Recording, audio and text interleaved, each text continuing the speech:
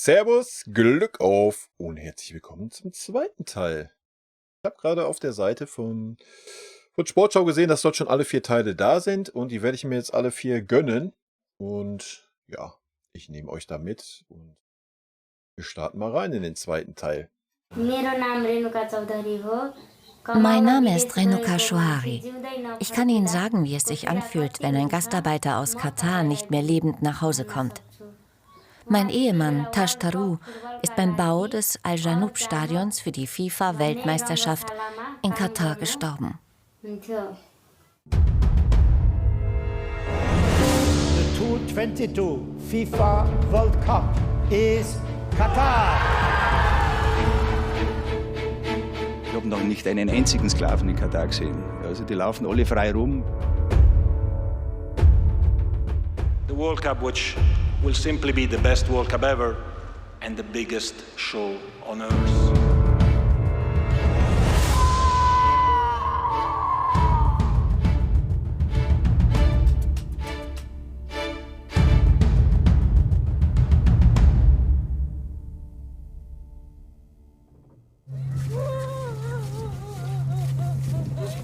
Tash Tarou kehrt im Sarg zurück aus Katar. Der 23-Jährige hinterlässt seine Frau und seine Tochter.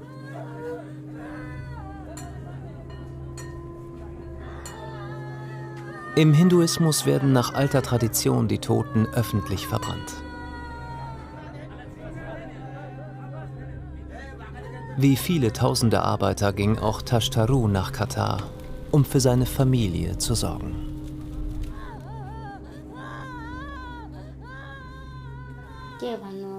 Der Tod meines Ehemanns hat mir und meiner Tochter unendliches Leid zugefügt. Die WM-Verantwortlichen leben doch in ihrer eigenen Welt. Wir sind ihnen doch egal. Ja, nicht nur denen seid ihr egal. Es gibt auch bestimmte Leute, die das immer noch nicht in den Schädel reinkriegen, was da passiert ist. In Katar kann sich niemand in mich hineinversetzen. Kein Verantwortlicher hat uns über den Tod von Tash Tarou informiert. Das katarische WM-Organisationskomitee behauptet das Gegenteil. Man habe die Angehörigen sofort informiert. Renuka Chouhari erhält eine Entschädigungszahlung in Höhe von umgerechnet 71.000 €. Doch ihr Leben ist seit dem Tod ihres Mannes ein anderes.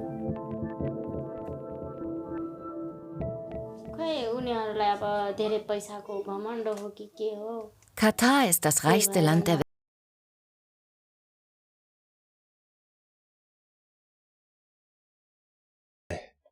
Welt.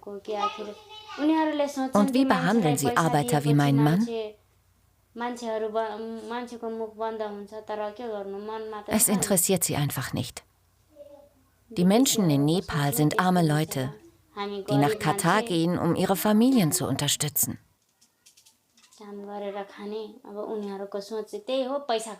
Für uns geht es ums Überleben.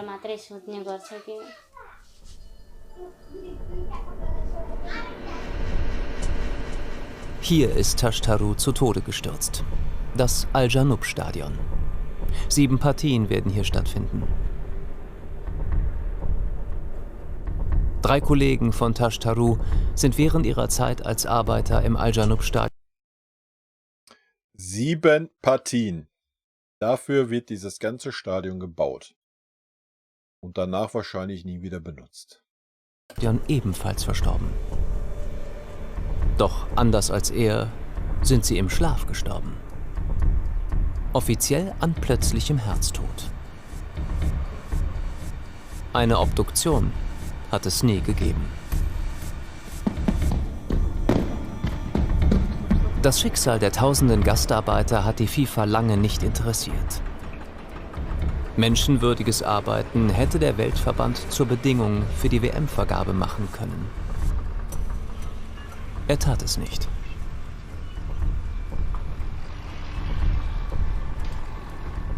Wenn Sie im Fußballexekutivkomitee der FIFA über die Frage Menschenrechte in Katar gesprochen haben, dann sind es wenige, die sich zu Wort melden. Die meisten schweigen und die sich zu Wort melden, da kommt die These, das geht uns nichts an. Es geht uns einfach nichts an. Klar und deutlich. Ja, gibt ja auch so Menschen, die das immer noch denken. Dass einen das nicht angeht. Und dass man das alles mit ruhigem Gewissen sich da angucken kann. Arbeiter wie Sie. Jahrelang von der FIFA im Stich gelassen.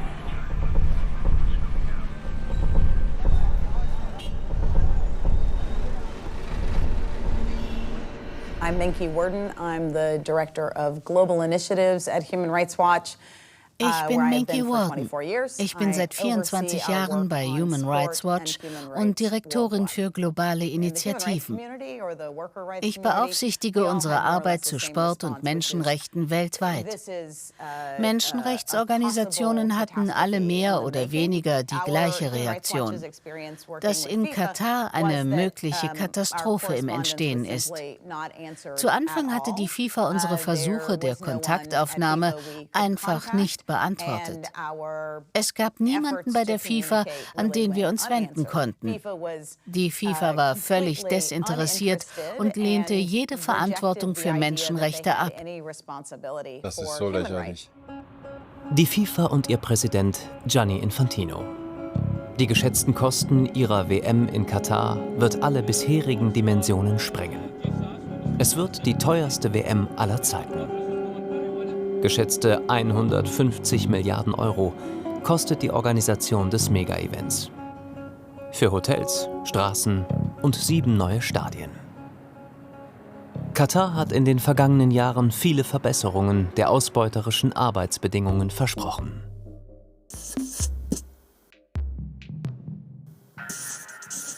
(2014) kündigt das Emirat die Abschaffung des Kafala-Systems an. Ein System, mit dem der Arbeitgeber extrem starke Kontrolle auf die Gastarbeiter ausüben kann.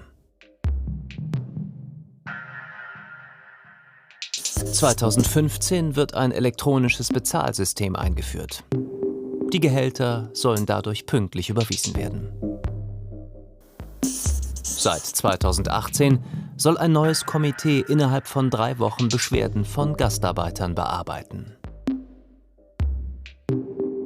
2020 wird angekündigt, den Mindestlohn auf etwa 270 € anzuheben.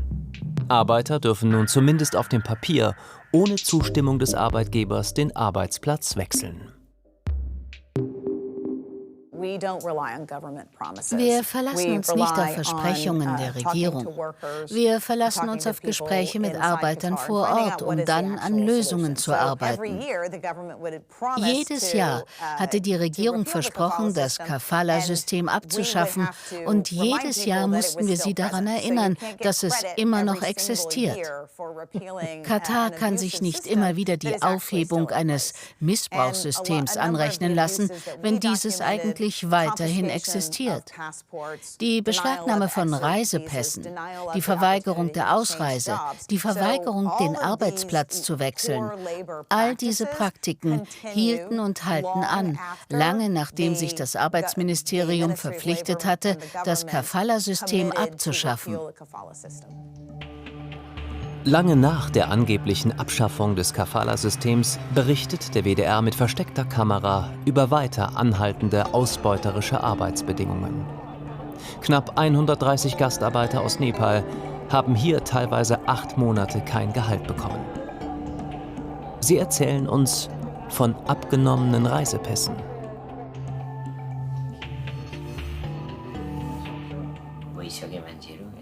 Wir sind Gefangene. Jeden Tag ernähren wir uns von Wasser und Brot. Ohne Geld können wir uns nichts anderes leisten. Monat für Monat verschlimmert sich unsere Situation. Ich kann einfach nicht mehr. Ohne eine offizielle Drehgenehmigung zeigen die Arbeiter den WDR-Reportern ihre kläglichen Unterkünfte. Klein, dunkel. Zu 8 hausen sie hier. Sie haben alle kein Gehalt bekommen? Nein, wir haben alle kein Geld bekommen. Keiner von uns. Seit Monaten bekommen wir kein Gehalt und können kein Geld nach Hause schicken. Das müsst ihr euch mal reinballern. Und jetzt mal ernsthaft. Why? Warum? Warum? Es wäre doch ein leichtes, da mal vernünftige Unterkünfte zu schaffen und die Leute, wir reden über 270 Euro, was wir gerade gehört haben. Mindestlohn. Im Monat. Aber Geld, um die FIFA mit 130, 160 Millionen zu schmieren. Und da kann man nicht die Menschen wenigstens unter menschenwürdigen Bedingungen vielleicht arbeiten lassen. Bei 270 Euro im Monat kann man das dann nicht bezahlen. Es gibt keinen Grund dafür. Es ist einfach, ja, weil man es nicht möchte. Punkt. Besonders brisant, sie bauten an WM-Projekten. Ja, wir haben das Al-Tumama-Stadion gebaut. Er hat an der U-Bahn gebaut. Die FIFA muss nach der Berichterstattung im WDR zugeben, dass auch auf WM-Baustellen gegen internationale Arbeitsstandards verstoßen wurde. Das katarische... Und dann soll man jetzt so tun, als wäre das nicht passiert, oder was? Ich verstehe das nicht. Ich verstehe nicht, wie Menschen so denken können. Ehrlich nicht. WM-Organisationskomitee behauptet indes immer wieder, es habe unermüdlich gearbeitet, um die Gesundheit, Sicherheit und Würde aller Arbeiter zu schreibt schützen. er denn auf einen Ball, Alter? Wer ist er denn? Ey? Dank der Weltmeisterschaft wurde der Reformprozess beschleunigt. Ich verspüre so viel Wut gegenüber der FIFA und den Verantwortlichen in Katar. Sie schicken Menschen in diese Lebensverhältnisse und kümmern sich nicht um ihre Sicherheit. Mein Mann könnte noch am Leben sein, wenn sie ihrer Verantwortung gerecht geworden wären. Die Corona-Pandemie trifft die Gastarbeiter in Katar besonders hart. In ihren engen Unterkünften verbreitet sich das Virus extrem schnell. Ja, guck dich das an, das ist ja wohl kein Wunder, ey. Mitte März 2020 wird ein Gebiet, in dem tausende Gastarbeiter leben, komplett abgeriegelt. Ein Arbeiter filmt die damalige Situation. Es ist abgesperrt. Einige Polizisten sind da. Ich kann hier nicht raus. Ich werde nicht einmal versuchen, mich ihnen zu nähern, weil ich nicht weiß, was mit mir passieren wird. Ja, besser ist das auch. Mein Name ist Nick McGeehan. Ich bin der Direktor von Fair Square. Ich untersuche seit mehr als 15 Jahren die Ausbeutung von Gastarbeitern in der Golfregion und habe viel zur Weltmeisterschaft in Katar gearbeitet. Die Lebensbedingungen waren schon immer schlecht. Es war immer etwas, worüber sich Arbeiter beschwert haben. Aber als die Schwere der Corona-Pandemie offensichtlich wurde, war jedem bewusst, dass die Unterkünfte der Arbeiter ein riesiges Problem darstellen werden. Im Grunde genommen wie eine Petrischale für das Virus. Man kann den Umgang mit Gastarbeitern in Katar als Apartheid beschreiben. Eine systematische Rassendiskriminierung. Covid hat letztendlich verdeutlicht, wie ausgegrenzt diese Arbeiter sind und wie schädlich ihre Diskriminierung in Katar ist.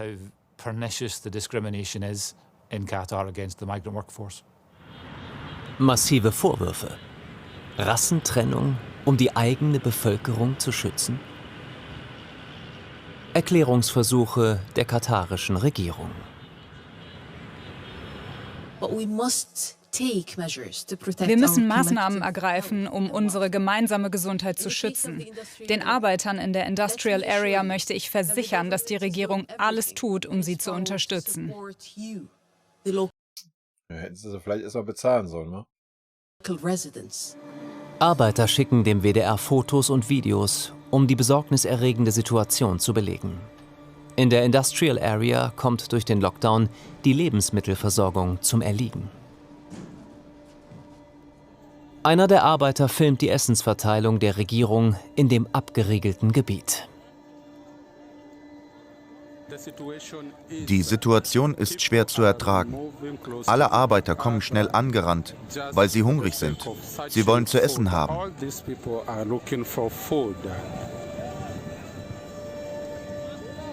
Hungrige Menschen werden weggeschickt.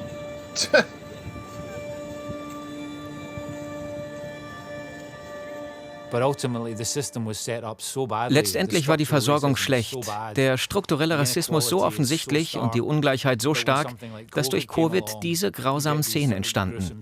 Lebensmittel und Vorräte werden an ausgegrenzte Arbeiter verteilt, die versuchen, in ihren Arbeitscamps zu überleben.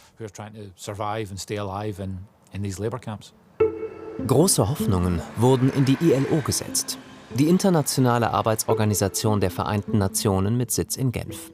Ihr Sinn und Zweck? Arbeiter vor Ausbeutung schützen, weltweit. Seit 2018. Und nochmal, wenn man sich dann hinstellt und sagt, der Fußball hat nichts mit Politik zu tun, und man sieht, was da im Hintergrund alles läuft oder gelaufen ist, dann lebt man an der Realität leider vorbei. Existiert eine Zusammenarbeit mit Katar. Zur Pandemie und der akuten Situation in Katar äußert sich die ILO via Twitter. Die ILO arbeitet eng mit der Regierung zusammen. Lebensmittel und medizinische Versorgung werden garantiert. Die Wirklichkeit sieht oft anders aus, wie ein Arbeiter filmt. Die große Mehrheit der Arbeiter hat nichts bei der Lebensmittelverteilung abbekommen. Es sind einfach viel zu viele Menschen hier, die nach Essen suchen. Eine geregelte Ausgabe hat nicht stattgefunden. Viele Arbeiter haben aufgegeben und gehen wieder in ihre Unterkünfte.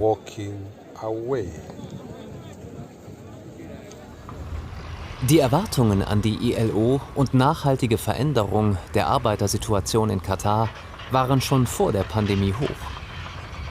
Doch die Zweifel am Einfluss der Organisation werden schnell größer. Anfänglich gab es Begeisterung. Jeder, der lange zum Thema Arbeiterrechte gearbeitet hat, wusste, dass dies eine große Sache ist. Mit dem Einstieg der ILO wurde plötzlich das ganze Gerede über Kafala-Reformen ernst genommen. Doch dann wurde deutlich, dass die ILO die Reformen nicht zur Bedingung für eine Zusammenarbeit einforderte. Und das war der Moment, wo viele anfingen, sich Sorgen zu machen, ob Katar es wirklich ernst meint. Junge, da fließt halt auch nur Geld hin und da wird eine Organisation dahingestellt und ja, das ist dasselbe. Wir stellen uns in ein gutes Licht und geändert wird gar nichts. Das ist aber, was ich schon in einem anderen Video gesagt habe. Da ändert sich halt nichts. Gar nichts. Und wir alle hier, wir privilegierten Westeuropäer, ja, ignorieren das, beschäftigen uns nicht damit. Oder geben dann dumme Kommentare von uns ab, dass wir dann keinen Sprit mehr an der Tanke tanken sollten. Ja, fehlt mir jedes Verständnis, Leute. Die katarische Regierung ist sehr gut darin, Veränderungen anzukündigen, Arbeitern mehr Rechte zusprechen zu wollen. Das machen sie seit 2012. Im Wesentlichen sind sie so auch mit der ILO umgegangen. Ich würde sagen, dass wir uns anfangs über die Partnerschaft zwischen Katar und der ILO gefreut haben. Doch dann sehr besorgt waren, dass diese auf der Grundlage von Versprechungen basierte. Es ist so leicht für Katar, Versprechungen zu machen und diese wieder zu brechen. Das machen sie schon sehr lange.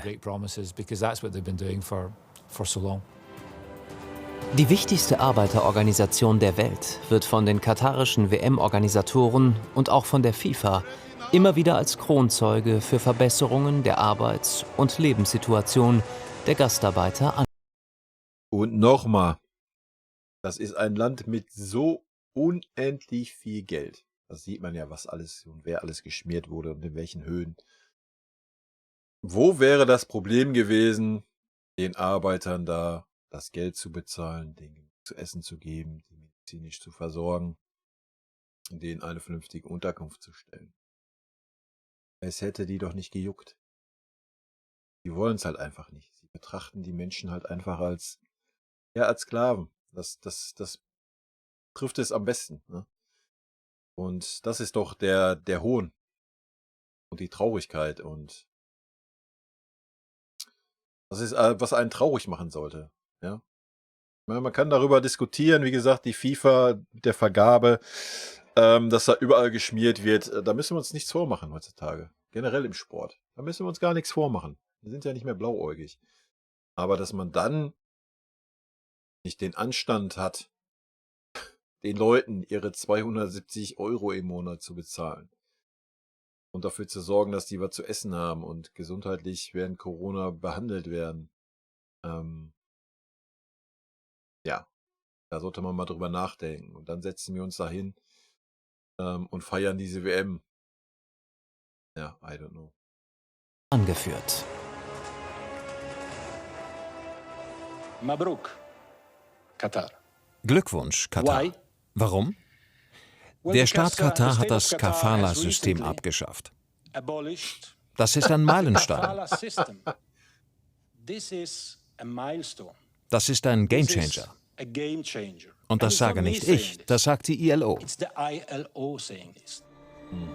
2017 kommt es bei der ILO zu einer entscheidenden Sitzung. Nach 3-jährigem Beschwerdeverfahren gegen Katar verspricht das Emirat erneut Reformen. Die ILO stellt daraufhin das Verfahren ein und lobt seitdem die Fortschritte. Eröffnet im Emirat sogar ein Büro. Nee, wer hätte das gedacht? Fast 25 Millionen $ zahlt Katar der ILO im Rahmen dieser Zusammenarbeit. Ich glaube, das ist auch eine problematische Situation und sie zeigt, wie einerseits Katar versucht, internationale Organisationen für ihre Zwecke zu nutzen, indem mit der Ansiedlung von ILO ja nicht nur Transparenz hergestellt werden soll, sondern auch Nation Branding betrieben wird, indem man eben sagt, wir kümmern uns um die Probleme der Migranten. Seht her, im Gegensatz zu allen anderen Golfstaaten haben wir der ILO erlaubt, hier ein Büro zu eröffnen. Aber unter sehr strengen Regeln, die auch von Katar mitbestimmt werden. Nicht nur finanziell, sondern damit geht natürlich auch ein gewisser Einfluss einher. Die ILO widerspricht. Ja, kann man da nicht die 25 Millionen nehmen und einfach die Arbeiter bezahlen? Und was ich gerade schon gesagt habe? Verständlich, oder? Aber dann steht man ja nicht in einem so guten Licht da. Man stellt sich ja so in einem sehr guten Licht da. Man sagt, man hat das Khalafi-System abgeschafft. Und wir hören ja, dass es nicht abgeschafft wurde. Finanzierung durch Katar sei nicht ungewöhnlich, gängige Praxis und hätte keinen Einfluss auf die Arbeit der Organisation in Katar. Wie kein Einfluss aussieht, davon erzählt Afsar Khan dem WDR. Khan ist ein scharfer Kritiker Katars. Auf Druck der Regierung des Emirats, so erklärt er, wurde er von seiner Position als ILO-Experte für den arabischen Raum abgezogen. Meine Kritik wurde von der katarischen Regierung natürlich nicht gern gehört. Und dann äußerten sie plötzlich ihre Abneigung, mit mir zu arbeiten. Die ILO folgte dem Druck. Ich hatte mich jahrelang mit der Situation der Gastarbeiter beschäftigt. Aber nach meiner Versetzung wurde ich von der ILO zum geplanten Projekt mit Katar nicht einmal kontaktiert. Und wenn sie von ihrem eigenen Arbeitgeber keinerlei Unterstützung erhalten, dann kämpfen sie einen Kampf gegen Windmühlen. Das ist entmutigend.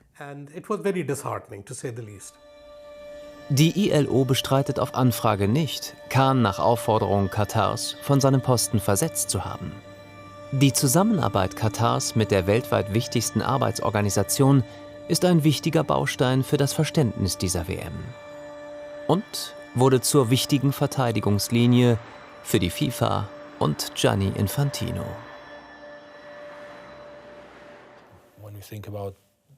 Denken wir an die Diskussionen über Menschenrechte, über das Wohl der Gastarbeiter. Ohne die WM wäre das nicht passiert. Auch die Verbesserungen, die eingetreten sind, wären so nicht erfolgt. Alle hatten die gleiche Reaktion. Das kann nicht sein Ernst sein. Die Reformen sind auf dem Papier wichtig und sicherlich wegweisend in der Region. Aber Human Rights Watch und andere haben ständig dokumentiert, dass die neuen Gesetze nicht umgesetzt werden. Wir haben weiterhin Missbrauch, Lohnbetrug, Todesfälle von Arbeitern und anderen Mangel an grundlegendem Schutz dokumentiert. Aber was sind Katars Versprechen wert? Nepal. Nach einem Jahr sind Reporter des WDR auf dem Weg zu Dil Prasad, einer der Gastarbeiter, der ihnen damals in Katar seine Unterkunft zeigte und über ausbleibenden Lohn klagte. Ihm versprachen die katarischen WM-Organisatoren Wiedergutmachung.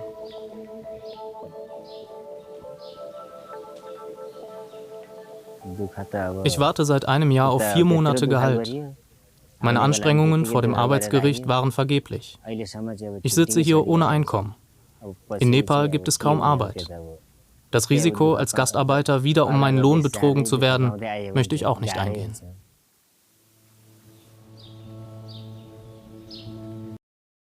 Nochmal, Leute, wir reden über 270 Euro. 270 Euro. 1080 Euro. Für ein Land, was eine FIFA mit Millionen schmiert. Was stimmt mit diesen Leuten nicht an? Ende März 2021 greift im Emirat ein neues Gesetz zum Mindestlohn. Firmen sind jetzt verpflichtet, mindestens 1000 Rial, umgerechnet knapp 270 Euro Lohn zu zahlen. Ja, guck mal, das waren noch nicht mal 270 Euro bei ihm. Da das Gesetz noch gar nicht da war. Da war es wahrscheinlich nur die Hälfte.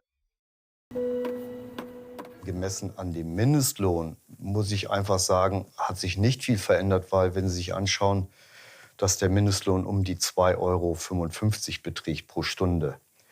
In einem der, und wenn nicht sogar dem reichsten Land der Welt.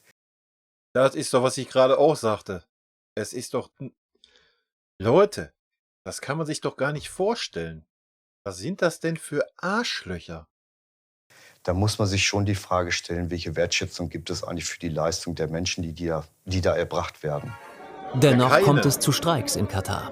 Zwar wird nun der Mindestlohn gezahlt, dafür streichen Unternehmen aber ohne Ankündigung Zusatzzahlungen, zum Beispiel für Überstunden ersatzlos. Ein Streikrecht gibt es in Katar nicht. Ein Offizieller einer Firma droht: Wer jetzt streikt, bekommt im nächsten Monat kein Geld.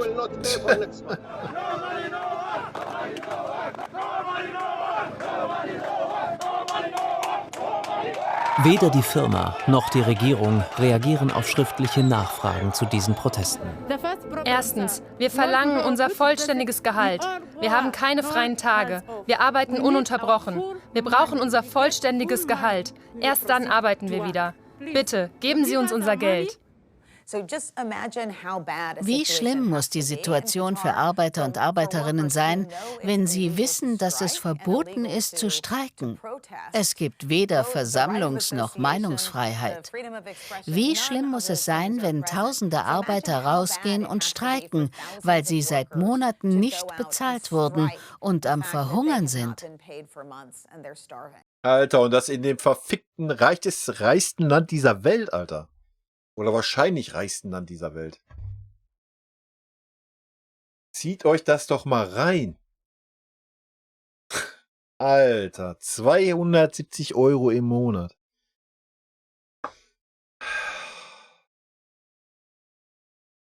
Ich verstehe nicht, wie man sich dann da guten Gewissens hinsetzen kann und sagen kann, yo, ist ja nur Sport und ich ziehe mir das alles rein, ist ja nichts passiert oder das ist mir scheißegal, weil es mich nicht betrifft.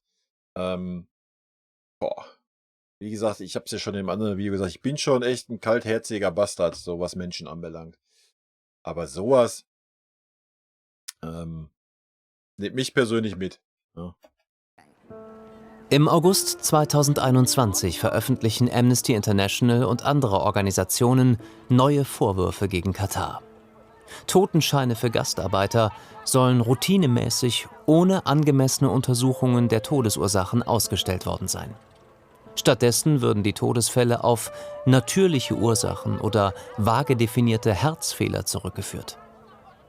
Laut Amnesty könnte die Quote der ungeklärten Todesfälle bei fast 70% liegen. Die katarische Regierung widerspricht. Unfall- und Sterbestatistiken entsprechen internationalen Standards. 15.000 ausländische Arbeiter und Arbeiterinnen starben zwischen 2010 und 2019 in Katar. Das geht aus Statistiken hervor, die Regierungsstellen in Katar plötzlich veröffentlichten. Diese Zahl umfasst alle Menschen und Berufsgruppen, Büroangestellte, Ärzte, Fachpersonal und natürlich auch die riesige Gruppe von Bauarbeitern. Aber Katar veröffentlicht die einzelnen Berufe nicht. Es ist alarmierend. Nicht weil 15.000 Gastarbeiter. weil 15.000 eine große Zahl ist. Arbeitsmigranten sterben. Menschen gehen ins Ausland und sterben. Was man anhand der Daten herausfinden möchte, ist, wie sie gestorben sind. Und diese Daten sollten Informationen liefern, wie gut der Staat Arbeiter und Arbeiterinnen schützt. Und genau das tut der Staat nicht. Etwa 9.000 dieser Todesfälle sind Menschen aus Südasien und etwa 78% davon sind Männer. Berücksichtigt man, dass 70% dieser Todesfälle ungeklärt sind, dann sprechen wir von Tausenden ungeklärten Todesfällen, seit Katar die WM bekommen hat.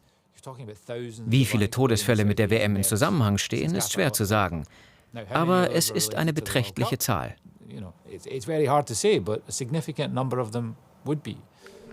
Wenige Monate nach den Vorwürfen von Amnesty trifft der WDR Ärzte in Katar, um mehr über Todesfälle und das Gesundheitssystem für Gastarbeiter zu erfahren. Wieder drehen wir mit versteckter Kamera. Arbeiter kamen zu mir und machten sich Sorgen, da Zimmerkollegen im Schlaf gestorben sind und sie nicht wüssten, warum. Warum wird plötzlicher Herztod als Todesursache angegeben? Jeder Medizinstudent weiß, dass man das nicht als Todesursache angeben sollte. Todesfälle müssen hier untersucht werden. Auch die Angehörigen müssen doch wissen, woran ihre Familienmitglieder verstorben sind. Der anonyme Arzt gibt weitere Einblicke. Firmen würden ihn unter Druck setzen, erzählt er.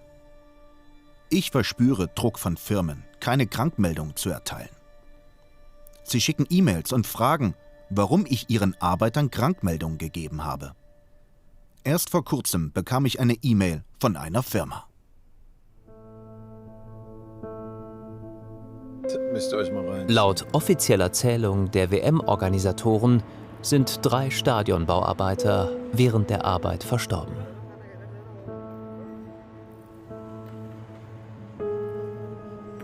Eine Zahl, die sich auch FIFA-Präsident Gianni Infantino zu eigen macht. Sprechen wir über die Stadionbaustellen. Alle Fälle werden zusammen mit unabhängigen Stellen untersucht. 3 Arbeiter sind gestorben. Das sind 3 zu viele. Aber es sind 3 und nicht 6.000. 6.000 sind vielleicht woanders gestorben. Aber die FIFA ist nicht die Weltpolizei und verantwortlich für alles, was auf der Welt passiert. Boah, das ist genauso ein Wichser, wie der Blatter war, Alter. Wenn nicht sogar noch schlimmer, ey. Das ist... Leute, ey, wie kann man so auf Menschenleben scheißen?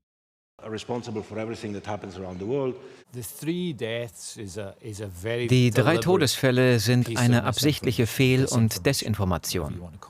Was die FIFA nicht sagt, ist, dass es 35 Todesfälle durch sogenannte nicht arbeitsbezogene Vorfälle gegeben hat. Da liegt das Problem. Es gibt eine ganze Reihe von Todesfällen von sehr jungen Männern, 27, 28 Jahre, teilweise jünger.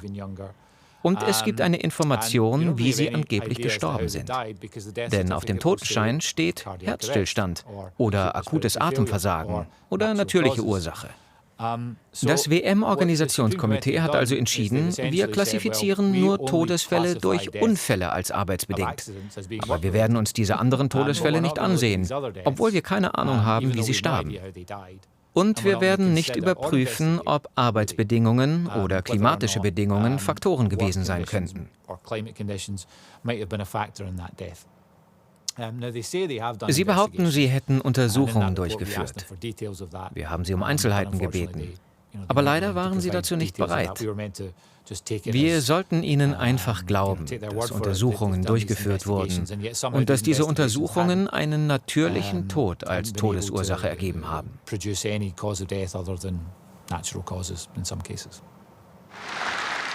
Trotz der anhaltenden Ausbeutung von Arbeitern in Katar verteidigte Gianni Infantino im vergangenen März auf dem FIFA-Kongress in Katar die Maßnahmen des Verbandes.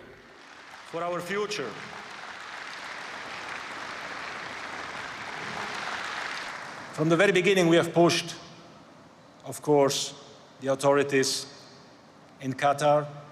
Von Anfang an haben wir die Behörden in Katar angetrieben.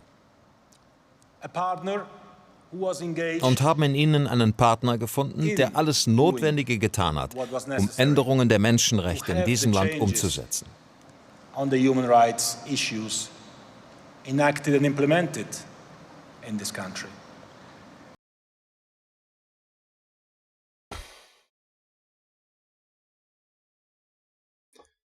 Ich weiß immer noch nicht, wie man sich als FIFA-Funktionär da hinsetzen kann und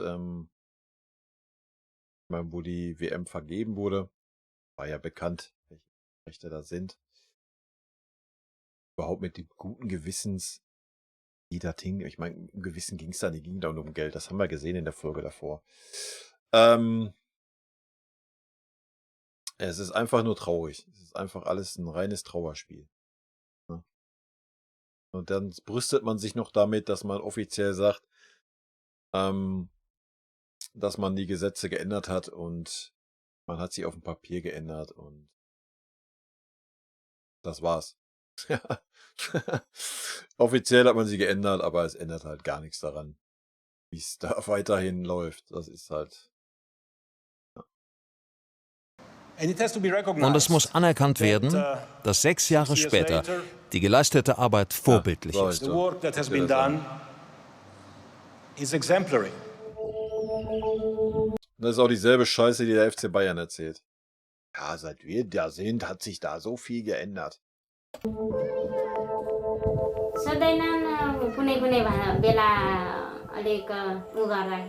Unsere Tochter hat kaum Erinnerungen an ihren Vater. Aber wenn sie traurig ist, dann fängt sie an zu weinen und nach ihm zu rufen. Es ist für sie eine sehr schmerzhafte und schwierige Situation.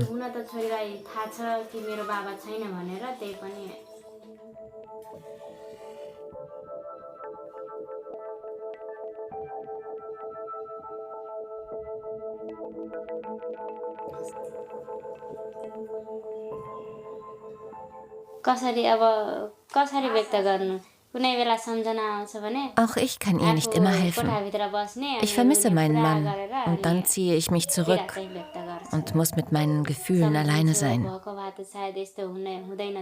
Wäre er doch einfach bei uns. Dann müssten wir nicht so leiden.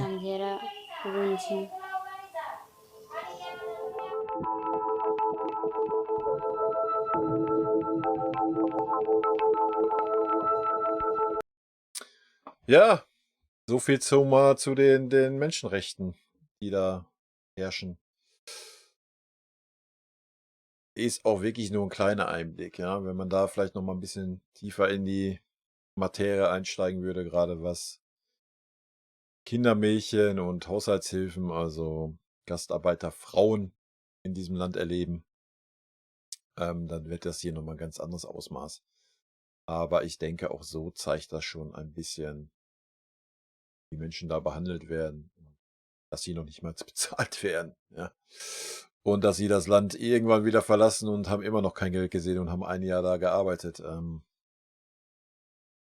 Ja, und das ist nochmal in dem wahrscheinlich reichsten Land der Welt, wo es gar kein Problem wäre, die paar Arbeiter da zu bezahlen und sie vernünftig unterzubringen, sie vernünftig zu versorgen. Da muss man sich doch mal die Frage stellen, warum tut man das? Weil, dass man jetzt geizig wäre, sehe ich jetzt mal nicht so, wenn man in der FIFA mehrere Millionen es gibt, um da zu schmieren, kann das ja nicht das Problem sein. Also kann man ja nur schlussfolgern, dass es halt, ja,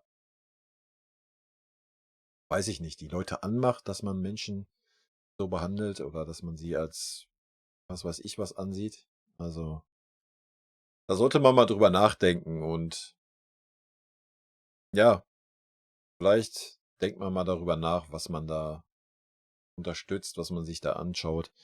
Und nochmal, man kann sich da nicht dahinstellen und sagen, ja, es geht da jetzt nur um Fußball. Und wenn man sich damit beschäftigt, ist es noch umso trauriger, dass die Verbände oder auch einzelne Spieler da nicht mal Stellung beziehen und Presse aufmachen. Das macht mich sehr, sehr traurig.